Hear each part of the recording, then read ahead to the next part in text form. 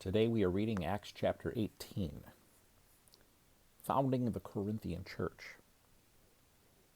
After this, he left Athens and went to Corinth, where he found a Jew named Aquila, not sure how you say his name, a native of Pontus, who had recently come from Italy with his wife Priscilla, because Claudius had ordered all the Jews to leave Rome.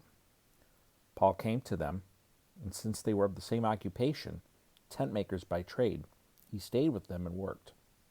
He reasoned in the synagogue every Sabbath, and tried to persuade both Jews and Greeks. When Silas and Timothy arrived from Macedonia, Paul devoted himself to preaching the word, and testified to the Jews that Jesus is the Messiah.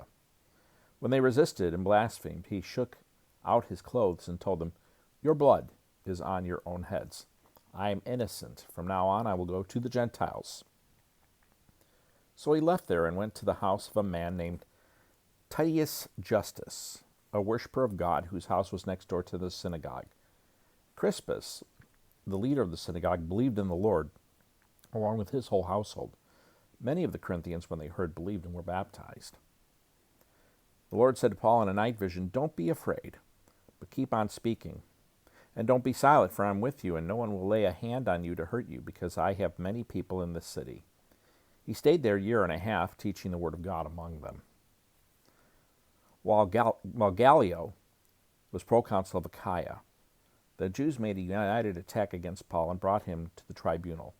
"This man," they said, "is persuading people to worship God in ways contrary to the law." As Paul was about to open his mouth, Gallio said to the Jews, "If it were a matter of wrongdoing or of a serious crime, it would be reasonable for me to put up with you Jews. But if these are questions about words, names, and your own law, see to it yourselves. I refuse to be a judge of such things." So he drove them from the tribunal, and they all seized Sosthenes, the leader of the synagogue, and beat him in front of the tribunal. But none of these things mattered to Gallio. The return trip to Antioch.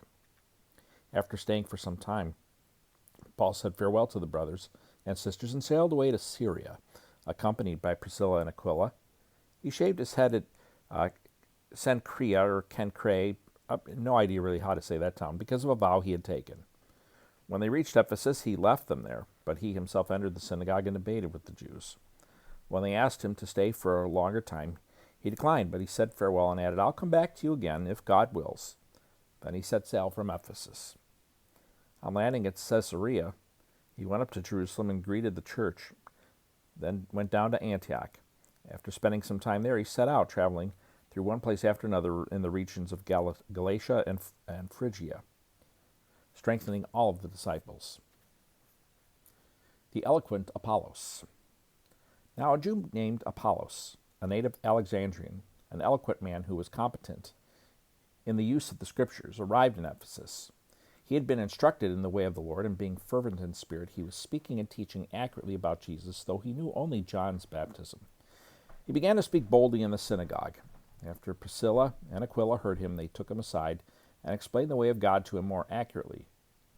When he wanted to cross over to Achaia, the brothers and sisters wrote to the disciples to welcome him. After he arrived, he was a great help to those who by grace had believed, for he vigorously refuted the Jews in public, demonstrating through the Scriptures that Jesus is the Messiah. And that is Acts 18. Fun chapter, interesting accounts of Paul and his journeys and some of the churches that we see him write letters to. So anyway, thanks for watching, and hope you come back tomorrow. Have a great day.